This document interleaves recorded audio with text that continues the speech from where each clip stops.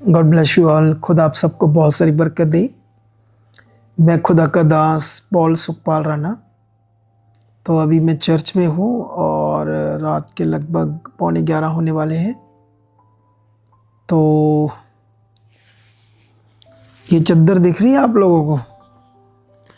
जब मैं प्रेयर करता हूँ तो इसको मेरी हैबिट्स है, एक आदत है स्पिरिचुअल, कि मैं इसे चद्दर लेकर ही बैठकर प्रेयर करता हूँ। तो ये अभी भी प्रेयर में ही थे हम लोग। तो ये वीडियो जो आपको हर सैटरडे मिलती है, तो ये वीडियो वो है, ठीक है।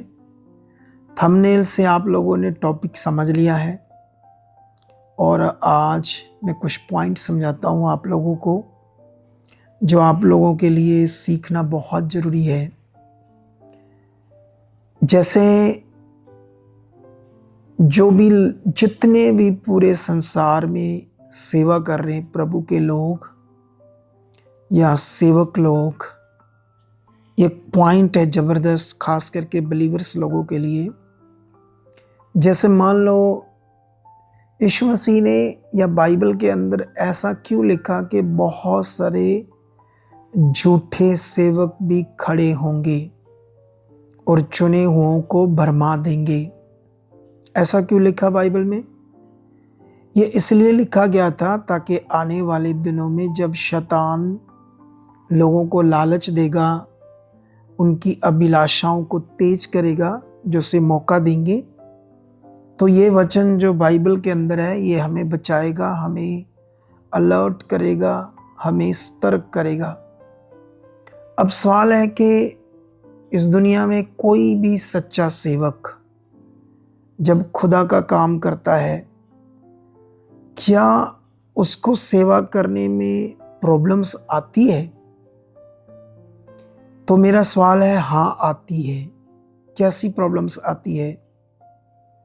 क्या वो बहुत बीमार हो जाता है? क्या उसके घर में बहुत लड़ाई झगड़ा होता है? क्या वो नशों में उनके परिवार के लोग कुछ चल जाते हैं? या लोगों का विरोध बहुत होता है? या फाइनेंशियल प्रॉब्लम सेवकों को बहुत आती है? तो मैं ये समझता हूँ सबसे पहले जो सच्चा सेवक है, जो परमेश्वर की आज्ञाओं में बना हुआ है और उसके वचन को पूरा करता है और शुद्ध दिल से सेवा करता है, सबसे पहले तो उसको कभी भी फाइनेंशियल प्रॉब्लम नहीं आएगी, ये याद रखना। और हाँ, परसिक्यूशन, विरोध हो सकता है, ये तो लिखा है लोगों का सेवा को लेकर, लेकिन उसके घर में भी परमेश्वर अपनी ग्रेस को बनाएगा। उसके बच्चे कभी नशे में नहीं जाएंगे, अनाज्ञाकारी नहीं होंगे। अगर वो अपने परिवार के लिए भी सीरियस है और रोज रोज अपनी प्रार्थना को परमेश्वर के सामने अपने बच्चों को, परिवार को भी रखता है, तो याद रखना जितनी चीजें मैंने बताई पहले कि इतने हालात आ सकते हैं, वो सारे हालात उन सेवकों को आएंगे जो सच्चे दिल से सेवा नहीं करते, जो पेट के लिए सेवा करते हैं, जो अभिलाषाओं के लिए सेवा करते हैं। उन सबको हालात आने हैं, खास करके फाइनेंशियल प्रॉब्लम। अब सवाल है कि ऐसे सेवक क्या किसी की रूह को बचा सकते हैं? नहीं, क्योंकि ये झूठे सेवकों की लिस्ट में आते हैं, जो सबसे पहले सेवा के कानून को, सेवा के नियम को नहीं जानते कि कैसे परमेश्वर खुश होता है और कैसे परमेश्वर उनसे अपने काम लेता है। अब मुझे बताओ, मैंने 9 साल पहले सेवा स्टार्ट की और 9 सालों में हम लोग कहाँ हैं? 10 एकड़ की ये चर्च है हमारी सबसे बड़ी, और अलग अलग शहरों में हम ज़मीन खरीद रहे हैं। इसका मतलब हमें कभी फाइनेंशियल प्रॉब्लम नहीं आई, क्योंकि परमेश्वर ने लोगों के मन को खोला, लोगों को बरकत दी, जिन्होंने बोया और बोने वाले बढ़ते गए। परमेश्वर खुद अपना काम करता है, वो अपने सेवकों को कभी नीचे या डाउन नहीं होने देता है। कुछ सेवक बहुत चालाक होते हैं और लोगों को भरमाते हैं अपनी बातों से, ताकि लोग उनकी बातों में आए, लेकिन याद रखना उनके जीवन से ही समझ आती है कि वो लोग कैसे सेवक, अगर वो फाइनेंशियल इतनी परेशान है तो याद रखना, क्योंकि सेवा के बहुत सारे नियम। मुझे याद है जब मैंने सेवा स्टार्ट की तो मुझे ना तो मेरे पास वर्शिप टीम थी कोई, ना मेरे पास म्यूजिशियन थे, ना मेरे पास कोई जगह थी। एक ही मेरे बिजनेस की अपनी कार थी, जो मेरी अपनी गाड़ी थी। मैं कॉन्ट्रैक्टर था तो मेरे पास कुछ पैसा था, लेकिन फिर भी मुझे एक हमारे बिलीवर्स ने अपना घर दिया जिसमें 200-250 लोग बैठ सकते थे। हमने वहाँ से सेवा स्टार्ट की। मैंने 10-12 लोगों से, बिना किसी माइक से, बिना किसी साउंड सिस्टम से, क्योंकि 10-12 लोगों के बीच में क्या ज़रूरत है। फिर जैसे कुछ समय के बाद, मतलब 2-3 महीनों के बाद, कम से कम 50-60-70 लोग, जैसे 100 लोगों के लगभग जब लोग बढ़े, तो उसके बाद मैं एक 4000 का छोटा सा साउंड सिस्टम लेकर आया था जिससे मैं बोल सकता था।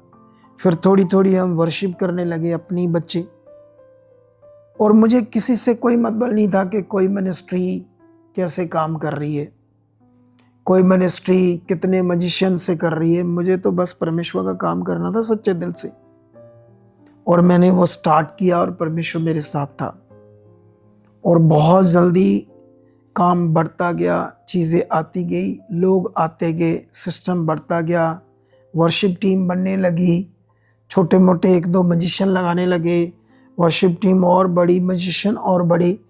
तो ये होता है काम करने का तरीका आत्मा से। आजकल सेवक लोग क्या करते हैं, एक दूसरे सेवकों के देखकर जिद्दबाजी से या सोचते हैं मैं भी कुछ हूँ, पहले ये मेंटेन नहीं करते कितना खर्चा क्या है, तो फिर लोगों से कहते हैं पैसा दो, ये है वो है, खर्चे नहीं पूरे हो रहे। मैं तो जानता था आत्मा से कि परमेश्वर का काम कैसे होगा, क्योंकि मेरी कॉलिंग थी।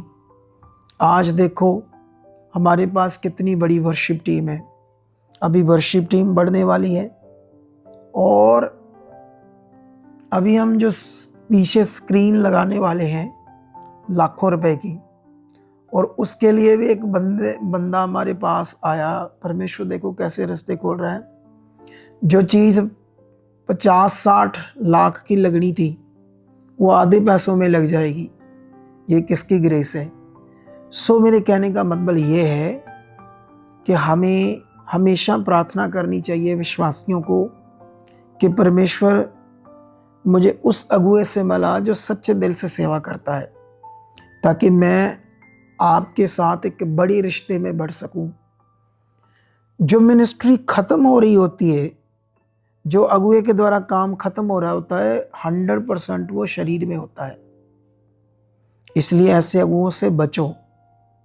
जो सेवक लोग की मिनिस्ट्री नीचे नीचे नीचे नीचे जा रही, पीछे पीछे जा रही, लोग टूट रहे, सब कुछ गड़बड़ हो रही है, तो याद रखना वो सेवक शरीर में है, उसकी अभिलाषाएं काम कर रही है, वो सच्चा सेवक नहीं है। जो सच्चा सेवक होता है वो बढ़ता ही जाता है, बढ़ता ही जाता है, परमेश्वर से बढ़ाता ही जाता है। वो कभी उसकी ज़िंदगी में कोई डाउनफॉल नहीं आता, कभी वो कर्जे के नीचे नहीं होता, क्योंकि ये जिम्मेवारी खुदावंद की है, और खुदा अपने लोगों को कभी नीचे नहीं जाने देगा। उसने वादा किया है, मैं पृथ्वी के सारी जातियों में श्रेष्ठ करूँगा, चाहे मेरा अगुआ हो चाहे बलीवर हो। और उसके बाद उसने कहा मैं तुम्हें पूछ नहीं, पूछ का मतलब ही डाउनफॉल होता है, पूछ का मतलब ही नीचे का लेवल होता है। उसने कहा मैं तुम्हें पूछ नहीं सिर ठहराऊंगा। परमेश्वर इस सृष्टि का मालिक है, और उसके वायदे कभी झूठे नहीं हो सकते। ये घुटने टेके हुए अभी भी मैंने बैठा हूँ, ये उन विषयों के लिए प्रार्थना चल रही है, उन बातों के लिए प्रार्थना चल रही है, कलीसियाओं के लिए प्रार्थना चल रही है, पूरे देश के लिए प्रार्थना चल रही है, और जो झूठे सेवक उनके लिए भी प्रार्थना चल रही है, ताकि उनसे परमेश्वर अपने लोगों को बचाए और सही जगहों पर परमेश्वर अपने लोगों को लेकर जाए, ताकि वो लोग उनका रूप बचे और स्वर्ग के लिए तैयार हों। तो अभी ये जो मैंने आप लोगों को सिखाया ये बड़ा इम्पोर्टेंट है, क्योंकि ये विश्वासी के खास जीवन के लिए है। तो आई होप जो मैं मैसेज आपको समझा रहा, इससे आपको समझ आती है कि मैं अभी भी बैठा हुआ हूँ परमेश्वर के सामने। मैं एक सीरियस अगुआ हूँ और परमेश्वर मुझे दमदार तरीके से इस्तेमाल कर रहा है। आप टेस्टमनी से, गवाहियों से, पावर से, वर्ड से, हमारी उन्नति से, सब बातों को आप समझ सकते हो। जब अगुए गिड़गिड़ाना शुरू कर देते हैं कलीसिया के आगे, तो समझ लेना कि वो शरीर में है। जो अगुए नियम बताते हैं कि ये नियम है, ऐसे चलो ऐसे चलो, खुदा लोगों के मन खोलता है और लोग ब्लेस होते हैं। याद रखना, जो अगुए होते हैं वो कभी भी कर्ज नहीं उठाते, क्योंकि बाइबल में लिखा, मैं तुम्हें कर्ज उठाने वाला नहीं, तुम्हें कर्ज देने वाला बनाऊंगा। मैंने अपनी मिनिस्ट्री काल में कभी भी हाथ नहीं फैलाया या भीख की तरह हाथ आगे नहीं किया या कभी कर्ज उठाने की बात सोची नहीं। ये खुदा है, उसकी जिम्मेवारी है हम लोगों को यूज़ करना। और परमेश्वर का सच्चा काम है, जो झूठे सेवक हैं उनके द्वारा अगर कुछ गड़बड़ हो भी जाएगी, वो मिनिस्ट्रियाँ ख़त्म भी हो जाएंगी, वो सेवकाइयाँ ख़त्म भी हो जाएगी, तो परमेश्वर अपने उन सच्चे सेवकों को खड़ा कर रहा है और सच्चे सेवकों के द्वारा और खड़ा करेगा। आई होप ये मैसेज बड़ा खास है, खास करके कलीसिया के लिए, और मैं आप लोगों के लिए प्रेयर में हूँ। और मैं एक मैसेज देना चाहता हूँ आपको खास। आप संगति रेगुलर करो, अपने परिवार के साथ सुबह शाम प्रेयर में जरूर बैठो। प्रेयरलेस लोग शैतान की जुक्ति में फंसेंगे। आपको प्रेयर में बढ़ना है, क्योंकि प्रेयर एक जबरदस्त ताकत है, सिचुएशन को बदलती है, हालातों को बदलती है। जो अगुआ मैं आत्मा के द्वारा आपको बोल रहा हूँ उसे आपने करना है। तो अभी इस संडे प्रभु भोज होगा, वाइट गारमेंट्स डाल के आना, जबरदस्त मीटिंग होगी, हीलिंग होगी।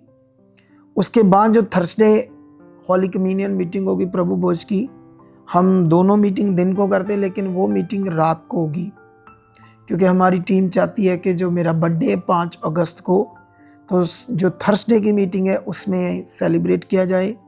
मैं तो चाहता नहीं था, वो चाहते, लेकिन हमारा सेलिब्रेट तो एक बस नॉर्मल सा विषय होगा। मेन तो हमारे लिए क्या होगा, प्रभु की महिमा, प्रभु का काम, वर्ड, हीलिंग, प्रार्थना, ये सब। तो रेडी रहना। और जो मैंने आज एक मैसेज दिया है सेवकाई के ऊपर, ये बड़ा खास है, इसे पकड़ कर रखना और आगे बढ़ना। परमेश्वर आपको बरकत दे चुका है।